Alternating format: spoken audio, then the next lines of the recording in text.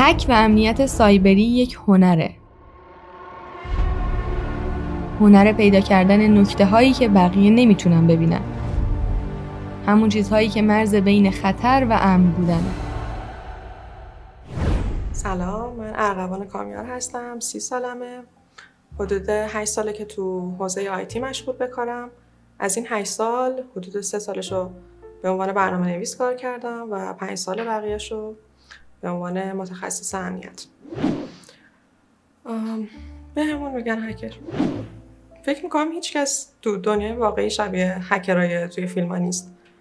یه سری آدمای معمولی خسته پشت میز نشینن و خب شبیه هکر توی فیلم ها هم نیستن. من همونجوری که گفتم خدمتون برنامه نویس بودم، منتها روحیه من با اون حوزه خیلی مچ نبود. بعد با امنیت آشنا شدم و دیدم که خیلی من روحیه‌ام میطلبه که توی فیلد تهاجمی مشغول به کار بشم. دوست دارم که یاد بگیرم و کار کنم و هر چقدرم که بیشتر جلو اومدم بیشتر بهش علاقه‌مند شدم و تو همون حوزه وب کارم رو ادامه دادم. من چون حوزه فعالیتم با کانتینگ نیست، معمولاً با سازمان‌ها کار میکنم، فعالیتم بیشتر محدود میشه به روزها و خب قبلتر شبها مشغول به کار بودم، کاری خودم پیش میبردم، ولی الان سعی میکنم که یه تعادلی برقرار کنم، کارمو محدود به روز کنم و شبها به خودم اختصاص بدم. باگ‌هایی که مرتبط به اتنتیکیشن و اتوریزیشن رو خودم خیلی دوست دارم، خیلی هم دنبالش میرم و خب به تبع بیشتر هم پیدا میکنم.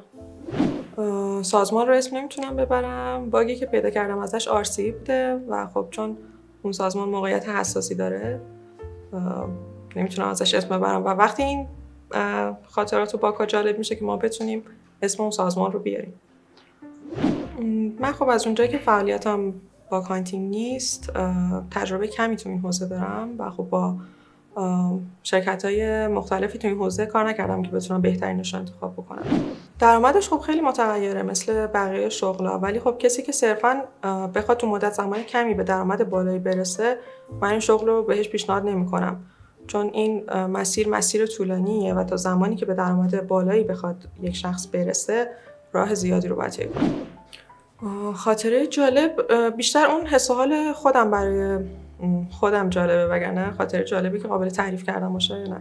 حس و حال جذابیه دیگه. مثلا شما از یه سازمان بزرگی که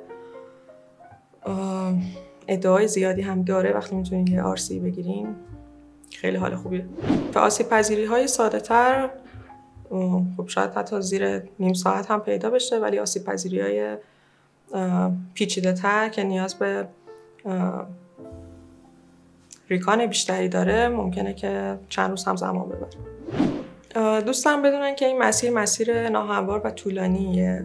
اگر میخوان وارد این حوزه بشن نیاز به اشتیاق و صبر، پشتکار، تلاش هر روزه دارن و از جای درستی شروع بکنن.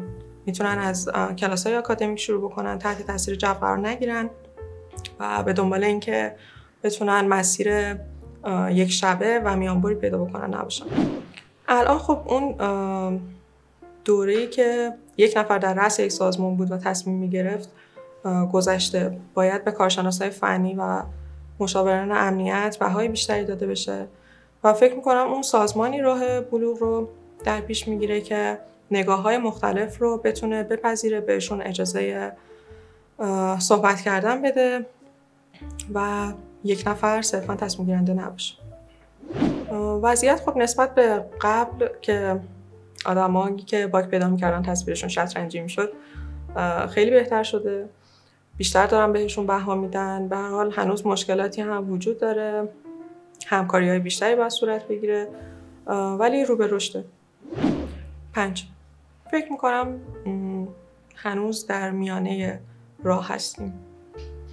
نقطه قوت این که باعث شده آدمای این حوزه به هم نزدیک باشن، ارتباط دوستانه‌ای پیدا بکنن، چون جوی که توی این حوزه هست آنچنان دوستانه نیست و نقطه ضعف به خصوصی هم حضور ذهن ندارم. قطعا نه. اون چیزی که میخوان در دسترس هیچ کسی قرار نگیره رو هیچ وقت منتشر نکنن. مشتاق با انگیزه باقی بمونید و از مسیر درست نکنید که خارج نشید.